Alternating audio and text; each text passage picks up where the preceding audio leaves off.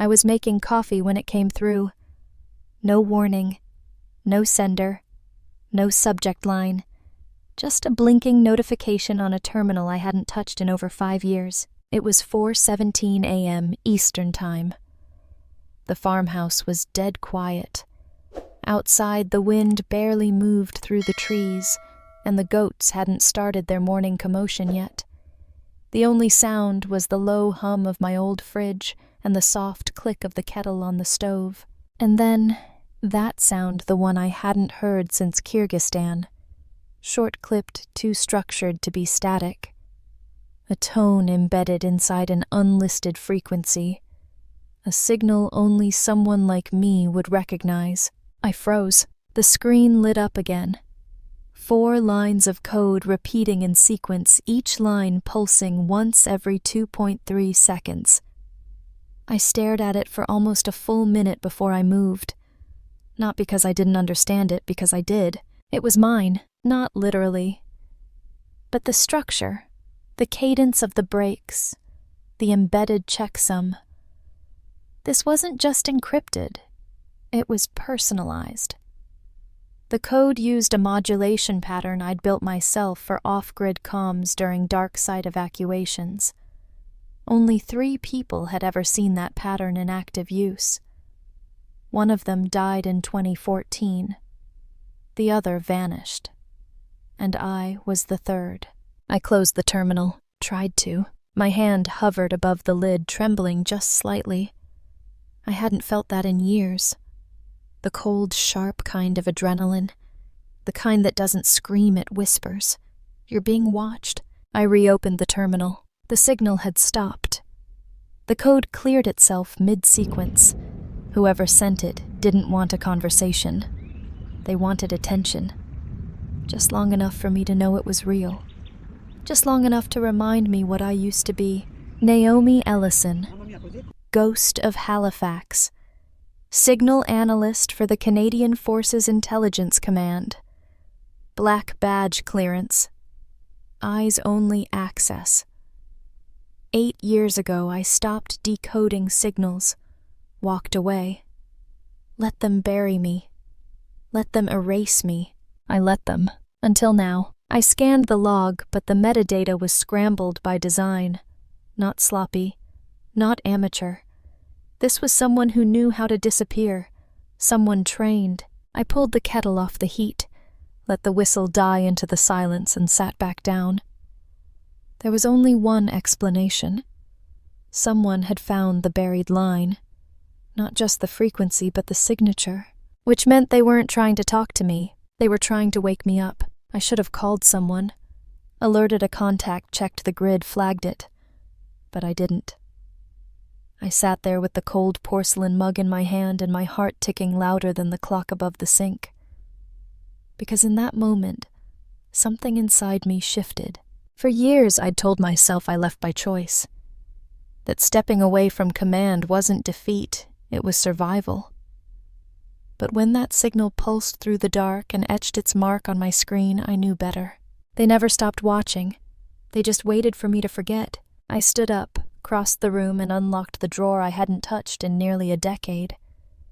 Inside, wrapped in cloth and silence, was the old field drive. I plugged it in. Not to trace, not yet. I knew better than to chase ghosts without gloves. No, I just wanted to feel it again. The voltage, the hum of proximity, the thing that used to give my life purpose. There's a specific kind of fear that comes with being remembered. When the world has erased you, there's a strange peace in being invisible. But once your name stirs in the wrong database or the right one, everything shifts. I leaned forward and replayed the 4 lines of code from memory. Line 3. That's where they hit it. A name. Not mine. Not theirs. A dead name. Someone who shouldn't be showing up in any system. Not after what happened in 2014. The signal wasn't just a ping, it was a summons. 8 years of silence broken by 4 lines of code no one should have been able to write. 4 lines that weren't a warning. They were an invitation, and I had a choice. Shut it down, go back to sleep, pretend the past had stayed buried, or open the door, and remember who I was before the silence. Somewhere along the Kyrgyz border, 0346 hours. It was the kind of cold that sliced through gloves. The kind that made silence feel heavier than gunfire. We were stationed in a black site field bunker near the outer edge of a decommissioned comms tower officially mothballed. Unofficially, it was our listening post for signals that weren't supposed to exist. That night, the signal came in distorted, scattered across low-band bursts. At first glance, it looked like atmospheric noise, just echoes bouncing off the mountains. But I'd seen noise. This wasn't it. It was patterned, layered, like someone was trying to bury a scream beneath static. I ran it through the dampening filters, cleaned the pulses. Then the structure hit me. This was a military transmission, but not ours. The cadence matched a comms signature I'd only seen once during a joint NATO wargame simulation off the coast of Nova Scotia. The signal markers had been modified, sure, but the core remained. And buried inside was something worse. There were coordinates, dates, and attached metadata in a language not meant for field-use corporate reference codes. Logistics indexes that had no place in tactical broadcasts. They were planning an exercise live scenario. Rural village. High-value decoy assets listed as non-combatant minors. I thought I was reading it wrong. But the math didn't lie. This wasn't just a simulation. It was real. And the assets were children. 31 to be exact, listed tracked tagged like inventory. The deeper I dug, the colder I got. Every access layer peeled away another line of denial. The op was greenlit not by military high command, but by a civilian security contractor, Viridian Systems, a defense conglomerate. One of the ones that smiles at Congress while privatizing the battlefield in the dark. They weren't using children as collateral. They were using them as cover. The decoy village had been wired to test drone response under interference. The kids were bait. Real bodies. Real blood. And the only reason I found it was because someone embedded a failsafe, a hidden flag in the comms stream, like they wanted someone to notice but not survive long enough to report it. I drafted the alert protocol within 5 minutes. Cross-referenced it. Verified it twice. And then I sent it. Chain of command, secure line, tagged priority 1. I expected chaos. What I got was silence. For 2 hours, no one responded. Then, at 06:02, a return signal came through. Not from my direct superior, but from higher. A cold male voice, crisp, practiced. Not military, not field-trained, legal sanitized. He said my access had been flagged, that I'd broken escalation protocol, that Viridian had oversight on this theater through interoperability clause Delta 7, a loophole buried in a joint ops resolution signed off by 3 allied governments. And then he said the words I will never forget. You are to discontinue analysis and submit logs. No further inquiry. This matter is considered closed. No explanation, no counter-evidence, just submit and forget. I remember staring at the terminal, at the blinking cursor waiting for my compliance. My hands didn't move. I was trained to take orders, but this wasn't an order. It was a muzzle. I replied once, "There are children in that grid." He didn't even hesitate. "That's not your concern anymore." I didn't sleep that night. I didn't even blink. I rerouted the logs, duplicated the data, scrubbed my terminal signature, and wired the intel to 3 private nodes I'd built during my early years with signals division nodes I wasn't supposed to keep. That was my line in the sand. That was the moment I crossed it. By the time internal affairs caught on, the story had already shifted. The narrative was set. Unauthorized dissemination of unverified intelligence. Breach of protocol. Operational compromise. They called it insubordination. I called it refusing to let 31 children become numbers on a spreadsheet. The investigation was swift. Not judicial political. No court-martial. Just reassignment. Suspension. Silence. Then came the request I was to sign an NDA. Full seal. Never speak of the operation, the signal, or the source. And in return, no charges, just erasure. I took the deal. Not because I was guilty, but because I knew what they wanted to protect. And it wasn't security. It was contracts. Image. Profit. Viridian stock jumped 4.8% that quarter. No one mentioned the operation. Not in public. Not even off record. My name was removed from the clearance registry 6 weeks later. My files redacted. My ID tag deactivated while I was still in the building. When I stepped out of that facility, I didn't just lose my job. I ceased to exist. My father retired. Colonel didn't ask why. He just looked at me like I was something broken. Said, "If you're going to make enemies, Naomi, don't make them out of the ones who own the chessboard."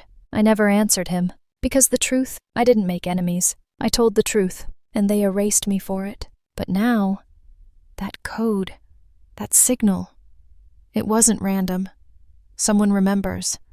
And someone wants me to remember too. I didn't sleep that night. The code kept looping in my mind, line 3 in particular. A broken checksum. Deliberate.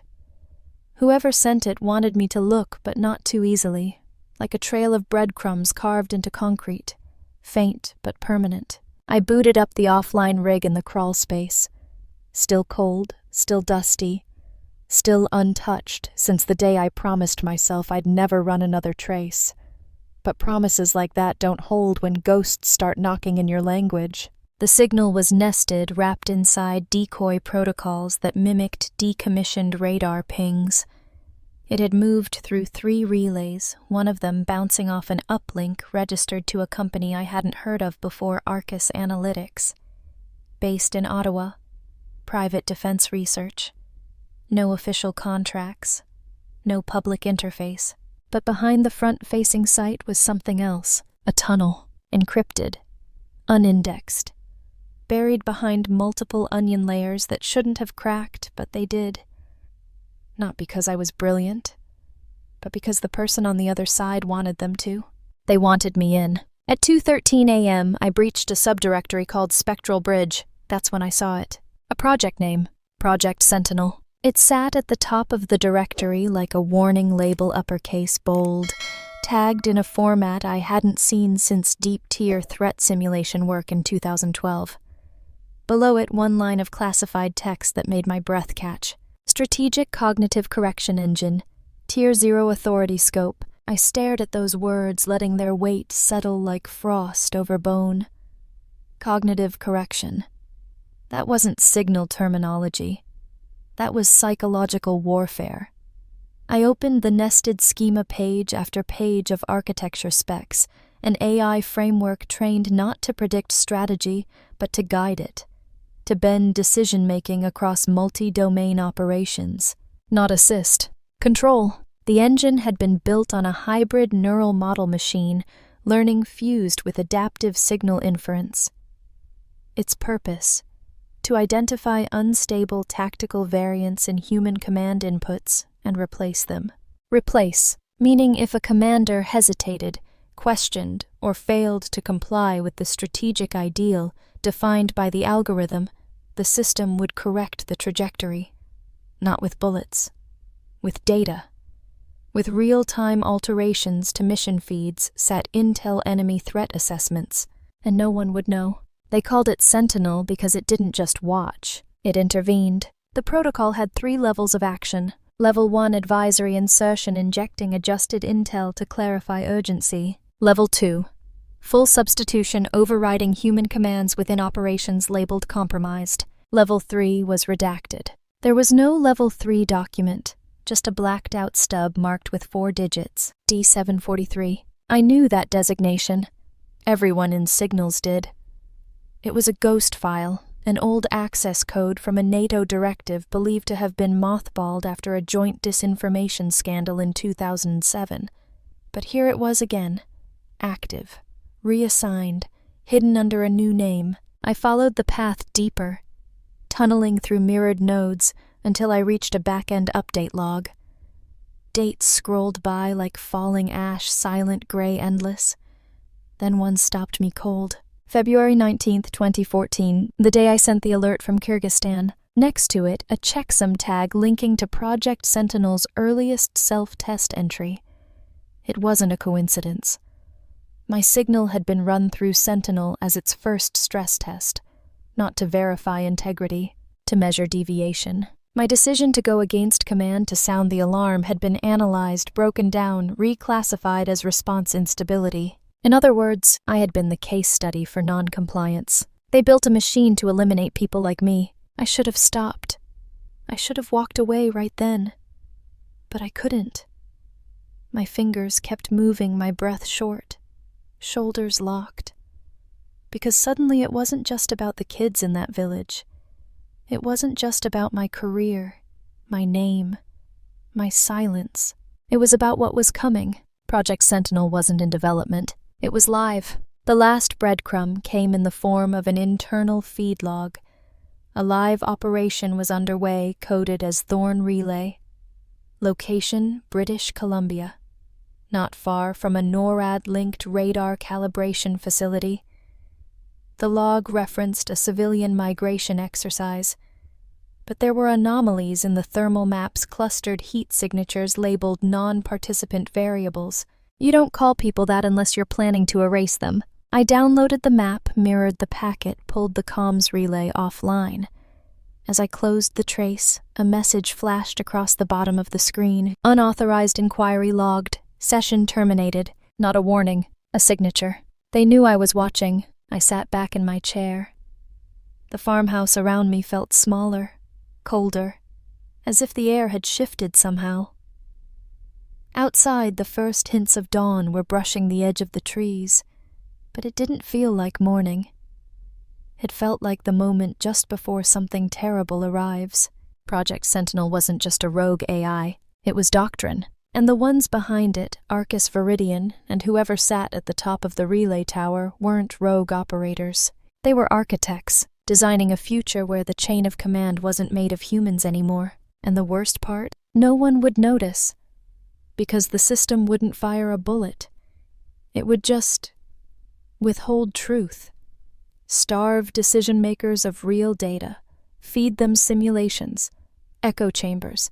Just enough intelligence to make wrong look right and silence look like stability. I recognized the pattern. Because it was the same pattern they used on me. And if I was right, that code I received wasn't just a message. It was a trigger. Someone inside had reached out. Someone watching from behind the curtain. And they were counting on the one person the system had already buried to pull it back open. They called them non-participant variables. But I knew their names. I didn't know where they were. I didn't know if they even remembered what happened.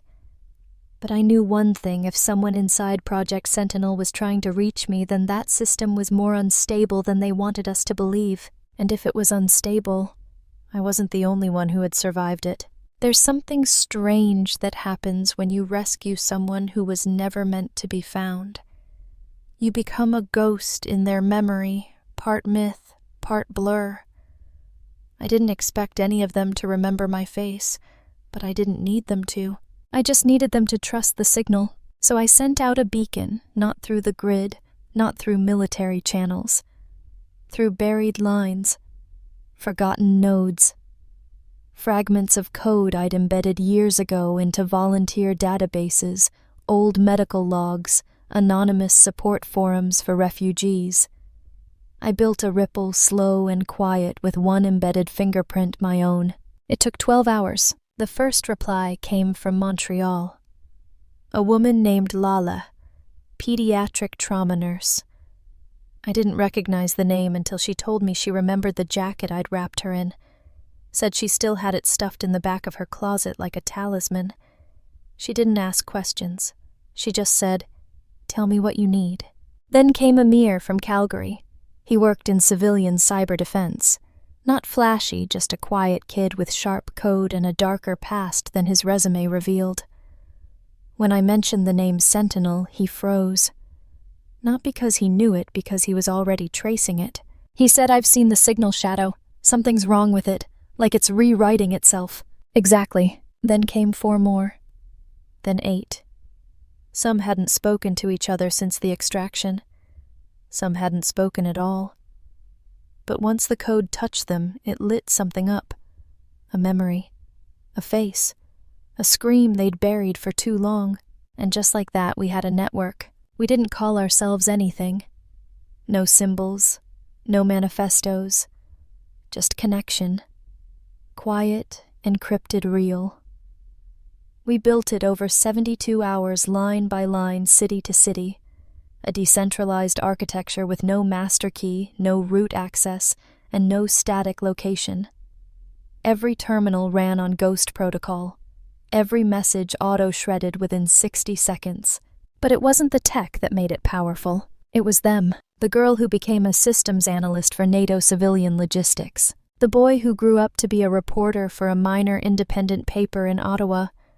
The kind of outlet no one notices until they print something that gets taken down. The twins who went into public policy, now clerking in the back rooms of Parliament, watching the names that pass across redacted folders with more meaning than anyone suspects. They weren't soldiers, not trained, not armed. But they remembered, and memory when aimed in the right direction is a weapon. We started tracking Sentinel's footprint. Not its official movement, but its shadow. We searched for inconsistencies, places where data changed after it was reported. Satellite feeds overwritten. After-action logs edited with no timestamp. Civilian events reclassified retroactively as exercises. They were rewriting history, and no one was stopping them because no one knew it was happening. We found at least 7 confirmed Sentinel tests in the past year. Every one of them resulted in casualties. Not through action, but through omission. Relief efforts that arrived too late because GPS routing was delayed. Recon drones that returned incomplete scans because weather interference scrambled their feeds. Evacuation routes reversed mid-deployment. All of it engineered, all of it silent. I kept a running log, but I didn't store it locally. We fragmented the evidence across 23 separate devices, each with partial access. We built a failsafe. If any node went dark, the rest would fracture, scatter, and vanish. The system was learning. So were we. And for the first time in years, I didn't feel erased. I didn't feel hunted. I felt awake. The same instinct that once got me blacklisted was now the thing keeping us one step ahead. Sentinel was smart, but it had one flaw. It didn't believe in survivors. It believed in control, in correction. But we weren't anomalies. We were the remnant, the ones they tried to forget, the ones who had nothing left to protect but the truth. And now with the right pieces, the right eyes, and the right fracture point, we were going to make them remember. The air in the room felt wrong, too still, like the silence before something catches fire. We were 3 hours into the breach when Amir's voice cracked through the comms. I found it. His signal came from an underground node outside Anchorage, one of the last cold storage facilities left with analog backups tied to decommissioned defense archives. The kind of place they never thought anyone would dig through because no one was supposed to know it was there. But Sentinel had been sloppy, at least in its early days. And that night in 2014, the night I broke chain of command, someone had recorded everything. Not on the primary feeds, not on the official drones, but from a shoulder cam, low-res thermal shifted raw. Amir decrypted the video. 31 children. Crying. Drugged. Carried through broken doorways by boots in full blackout gear. One of them clung to my arm, his tiny hand buried in the sleeve of my uniform, like it was the only safe thing left in the world. My voice cracked through the static. We're moving. No more waiting. Gunfire. Screams. Then silence. And a final line before the feed cut. They're just kids. Get them out. That clip, 15 seconds of grainy truth, was everything they'd tried to erase. Everything they'd buried under NDA's protocol reviews and performance evaluations marked classified for reasons of national interest. We had it. But the moment we pulled it, we felt it. The grid pulsed. Trace triggered, Amir whispered. We're visible. I didn't ask how long. I already knew. The moment that file left the vault, Sentinel knew where to look. Not because we slipped, but because it let us think we hadn't. The system was designed to let you feel safe right until the moment it snapped shut. We initiated the fallback. Every node began burning logs. Data packets fractured into obfuscated sequences rerouted through offshore relay servers. We knew the drill. We'd practiced it in theory. But theory doesn't prepare you for the sound of digital death in real time when lines go red one after another like arteries being cut. One of our East Coast terminals went dark, then a second in Berlin. The reporter in Ottawa sent the signal ready to publish, but the upload failed. The feed jammed mid-packet, caught in a recursive loop of timeout errors. Sentinel had already reached upstream, was already pushing disinformation fingerprints onto the packet, marking it as fabricated, manipulated foreign interference. If we didn't get that file out now, it would be rewritten, deleted from servers, memory, metadata, everywhere. We had one shot, a single node running on legacy infrastructure, a secure academic server in a Quebec university that hadn't been updated in years. Ironically, the kind of place no system like Sentinel would bother targeting. Too old, too broken, too perfect. We rerouted everything there. While the others scrambled to keep the back doors open, I uploaded the video manually, bit by bit, line by line. Not just the footage, but every authentication log, every checksum, every signature. I wrapped it in a digital coffin, locked with a passphrase only I knew, and just before the last frame rendered, the power blinked. My screen flickered once. The upload paused at 98%. Amir's voice came back, tight, urgent. "They're hitting DNS. Naomi, now or never." I forced the connection through a parallel line one I'd hardwired weeks ago into a backup battery that only I could trigger. And in that last breathless second, the screen flashed green. Upload complete. We didn't cheer. We didn't breathe. We just stared as the feed pushed itself live through an education media archive mirrored across 6 federated platforms buried under innocuous titles like Rural Infrastructure Case Study and Signal Propagation in Adverse Terrain. It wouldn't stay hidden for long, but long enough. By the time the main servers realized what they were looking at, the video had already been downloaded 43 times, viewed by university students, pulled by a medical ethics researcher, picked up by a civilian conflict historian, and flagged by accident by a librarian in Virginia who uploaded it to a database used by retired military. It was out. Not viral, not loud, but out. Enough to be undeniable. Enough to raise questions. And that was the worst thing Sentinel could face. Not a direct attack, not a courtroom, just questions. Because questions don't need weapons. They just need eyes. We shut the system down within minutes. Every node burned, every trail cut. We went dark, but I knew. They knew who I was now. Naomi Ellison.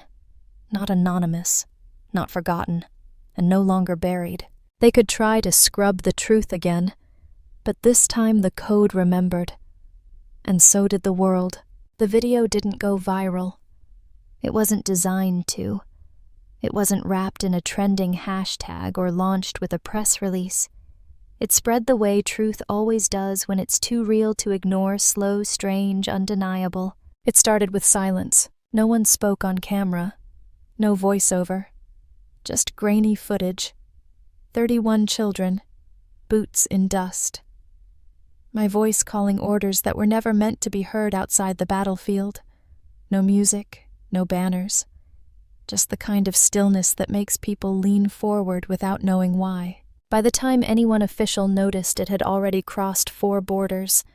Translated, downloaded, fragmented, mirror-hosted by educators, veterans, 2 advocacy groups in Brussels, and ironically a former military contractor who uploaded it to a forum under the title they told us to forget. Parliament couldn't ignore it. Neither could the press. It wasn't just about the children anymore. It was about the pattern, the chain of overwritten truths.